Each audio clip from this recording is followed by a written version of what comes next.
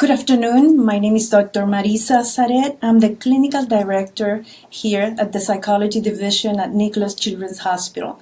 And I want to begin by telling our communities that our prayers and our thoughts are with the victims and all the families in Parkland. And I also have to tell you that we, as professionals, as mothers, as grandmothers, we are pretty frazzled at this point. This happened in our backyard, and we are very emotional, I shall say that. But we're going to try to go through this. I'm going to communicate with you in Spanish.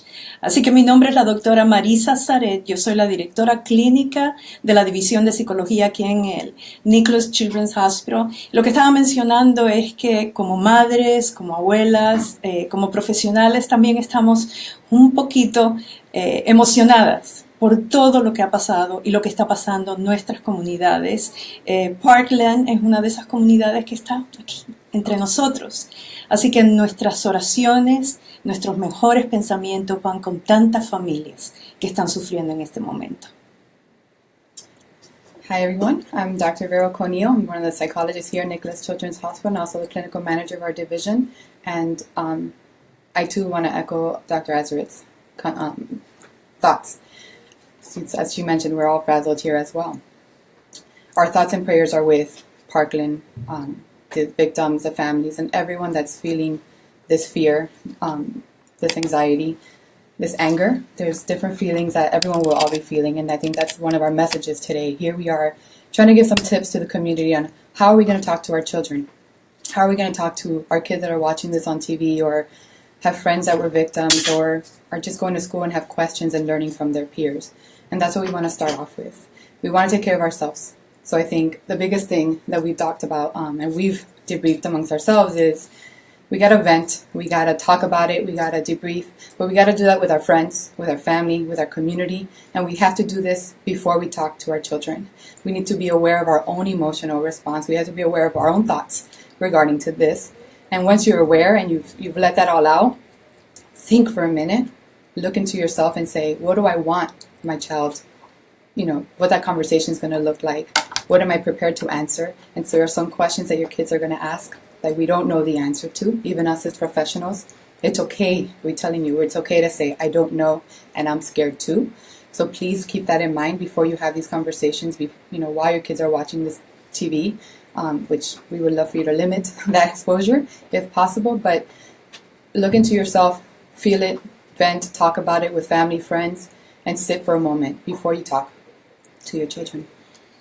Y lo que estaba mencionando Sara, y yo voy a hablar un poquitito también sobre eso, es que en este momento nuestro primer enfoque es usted, mamá y papá, cómo se sienten. Y hay sentimientos tan diversos, desde ira hasta frustración, hasta desesperación, y no encontramos esas respuestas. Indudablemente todos esos sentimientos son válidos. Y lo primero que queremos decirle es que se cuide a sí mismo, porque usted es el pilar de esa familia. Así que todos esos sentimientos son válidos en primer lugar, y en segundo lugar queremos que lo exprese, pero no necesariamente con los más pequeños en casa, sino con un amigo, con alguien en la comunidad, con un profesional. Pero queremos empezar con usted, papá y mamá, que son abuela y abuelo, o todos los familiares de esos adultos que rodean a estos niños, porque ellos van a mirar a usted y van a través de sus ojos y de lo que está sintiendo apreciar el mundo que tienen a su alrededor. Peligro, miedos, etc. Así que. So now when we get to that conversation, always keep in mind that your children are seeing the world through your eyes. So that fear that you're feeling and they're seeing, they're going to feel and see it too. So it's very important. Like we said, once you're dealing, you dealt with your own emotions, you're sitting with them. And most importantly, what works best with children is let them lead you. Find out what they know. Oftentimes, they just need to let it out, and they may not even have questions. And sometimes they answer their own questions while they're speaking. And most importantly, validate. Oftentimes as parents, as caregivers, we want to protect our children and say, don't worry, don't worry. But unfortunately, we live in a world that we have to worry, and we have to validate them and validate those emotions and say, I know, I'm scared too. And now this is what we, schools have in action plan for these sort of things. and just talk about, what they're feeling, what their questions are, but let them guide you in that conversation. Tell them it's okay to be fearful and to be scared. And then let's do, what can we do for these families? Do you want to pray together for these families? Do you want to write a letter? Do you want to draw? Do you want to do something for the community? Or do you want to just talk about it? And sometimes they just want to let it out and go play and they're okay. And we'll talk a little bit about adolescence next. But that's, for the little ones, if they have questions, keep in mind that they are in school with older kids, with other kids that have siblings. So don't assume that your younger children are not going to have heard something about this tragedy. So you want to keep an eye on what they're exposed to on TV. Unfortunately, with social media, we definitely have a lot more access to what's going on. So you don't want your little ones and really many of your children seeing some of those tragic videos that we have out there. Lo que Sara estaba mencionando, y yo quiero también enfatizar en eso, es que cuando son pequeñitos, los más pequeños de la casa, miran al mundo a través de los ojos de los padres. Así que algunos papás pueden decir, no, pero es que es muy pequeño y no comprende. Bueno, el pequeñito puede que no comprenda, pero se da cuenta de la ansiedad, del sufrimiento, de la angustia que están viviendo los padres, los hermanos mayores, y se percata de esos sentimientos. Ojo, no quiero decir que no lo sientan, porque una de las cosas que tenemos que enfatizar es que sus sentimientos son válidos, como madre y como padre. Sencillamente lo que queremos es que procese esos sentimientos un poquitito con otro adulto que esté cercano a usted para que pueda tener esa entereza, un poquito de entereza. Está bien llorar, nosotros hemos llorado. Está bien llorar, está bien frustrarse delante de los niños, pero todo hasta cierto punto. Los más pequeñitos no tienen un concepto de lo que es la muerte.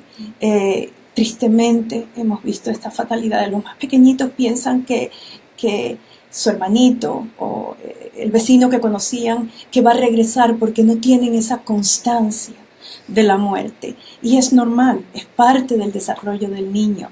Así que tienen que tener, y lo que pasa a esa edad es que van a preguntar una y otra vez, y una y otra vez. Y es que los niños a través de las preguntas es como procesan ellos lo que está pasando. Así que como Sara decía, averigüe dónde están ellos, qué es lo que están pensando, qué es lo que están sintiendo, que lo expresen, que se los cuenten y entonces partir desde ahí. Desde ahí, nunca engañarle a un niño, nunca decirle, oh, no, olvídate, no pasa nada, sino dejar que los niños expresen. Y hay niños que lo expresan muy bien verbalmente, hay niños que lo expresan muy bien pintando, hay niños que lo expresan a través del juego. O sea que, en otras palabras, es darle la oportunidad a ese niño a expresarlo. Y como dijo Sara, antes de que se me olvide, limitar la cantidad que están expuestos a lo que es la televisión y a las imágenes que todos estamos viendo. Muy importante. Y los chiquititos a veces lo hacen a través de los hermanos mayores. Así que tenemos que tener un poquito más cuidado. Sara mencionó acerca de los adolescentes. So how are we going to talk to our adolescents? First off, we know adolescents typically withdraw. They don't want to talk about their emotions. It's difficult for them to verbalize, and that's definitely normal for adolescents. But we want to encourage them in the sense of saying, I'm here if you'd like to talk about that. And at the same time, watch for certain signs. We want to talk to you about red flags because everyone's probably feeling something and they're maybe feeling something different, and that's okay.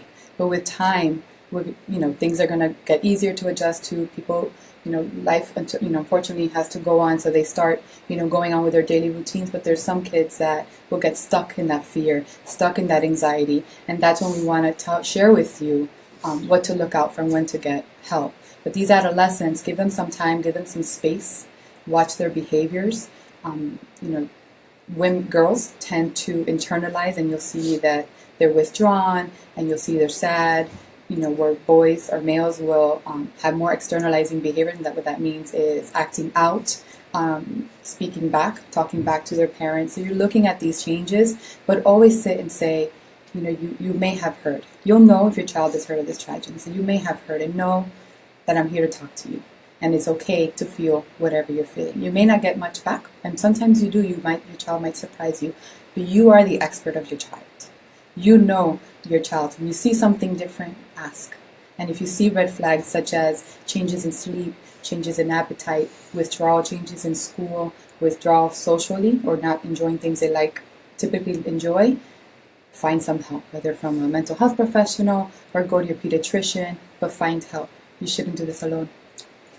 Los adolescentes es una población un poquito diferente. Muchos padres piensan que quizás es una población difícil. En este caso es complicado porque fueron adolescentes. Fue en un high school, en un colegio de secundaria donde pasó esta masacre. E indudablemente fue un día muy señalado para los adolescentes. Muchos de ellos su primer amor, el día de San Valentín, el día donde la felicidad y donde quizás el primer beso lo esperaban dar muchos adolescentes y como digo yo, ese día va a ser recordado para todos estos adolescentes por el resto de sus vidas. Usted conoce a su adolescente mejor que otra persona. A veces ellos se sienten que no necesitan hablar. Quizás elegir un momento apropiado donde haya un poquito más de quietud, donde pueda preguntarle qué es lo que está pasando, donde pueda quizás interesarse por los amigos. ¿Qué está pasando por tus amigos? ¿Qué es lo que están pensando? ¿Cómo van a honrar a todos estos niños? ¿O qué es lo que están sintiendo en este momento? Espere por ese momento. Los adolescentes de vez en cuando abren esa ventanita y hay que aprovecharla, pero nunca presionarlos. Y lo que Sara mencionó que yo quiero enfatizar es esas que en inglés le decimos red flags o esas banderitas rojas que nos dan esa idea de que el niño, tanto el niño pequeño como el adolescente, necesita ayuda, necesita un poco más de atención. Y es el niño que se aísla de los otros muchachos, que es insoportable, que se vuelve irritable, que no quiere hablar con nadie, que busca pelea quizás que empieza a tener actitudes un poco riesgosas. O sea, todas esas que no duerme, que ha cambiado su patrón diario, todos esos pequeños factores que lo unimos y no son tan pequeños nos van a indicar que ese niño necesita ayuda. Y no le dé vergüenza, y no le dé miedo enfrentarlo y decir, esto es lo que estoy viendo. Hijo, estoy viendo eso porque yo también lo estoy sintiendo, a lo mejor como madre o como padre. Así que cambios en patrones a cualquier edad del niño. Y en patrones de sueño, en patrones de alimentación, en patrones de llevarse con los amigos, que no quiera salir, que se sienta mal, todo ese tipo de cosas tenemos que tener presente. Y como dijo Sara, si nos preocupa, acudir a un profesional en la comunidad y hacer esas preguntas. Y yo creo, para finalizar esto, en primer lugar, antes de que se me olvide, vamos a estar subiendo información a las redes sociales para ayudarlos, una guía en español y en inglés para ayudarlos a ustedes a tener quizás esa conversación difícil. Y para finalizar de mi parte, el unirnos, esos lazos humanos que tenemos, es lo que hace la gran diferencia. Ya sea con un amigo, ya sea con un pastor, ya sea en la iglesia, ya sea en una comunidad, esos lazos humanos son los que nos ayudan a caminar. Y esto no es un maratón, como digo yo. Esto no es una carrera corta, sino es un maratón. Es un proceso que toma tiempo, que tiene altos y bajos y que toma el trabajo de toda una comunidad. Les deseo lo mejor del mundo y paz sobre todo. To recap a bit, our last comments is we want to make sure that you're aware we're going to be posting some handouts, some information. So if you want to read some more on how to work with your child, we'll be posting that here on Facebook. But we also want to take this opportunity to share. It's important to have that support, that human support. We're human beings, we're social beings. So reach out to that person or those people that do help you in life, whether it's a pastor, a family, a friend, a therapist, anyone that can help you walk this journey. This is a journey that we're on, that we are all on, those in Parkland and as well as those just feeling all of these emotions that we've talked about. Talk to someone and know that this is a journey. Kids are not going to wake up tomorrow and be okay. So this takes time. Allow for that time. Keep checking in on your kids. Again, you are the expert. You know your kids, and there's nothing wrong with getting help. Find help for yourself if necessary, or your children. And with that, we, again, our thoughts and prayers are with Parkland for all those impacted directly and indirectly. Good afternoon.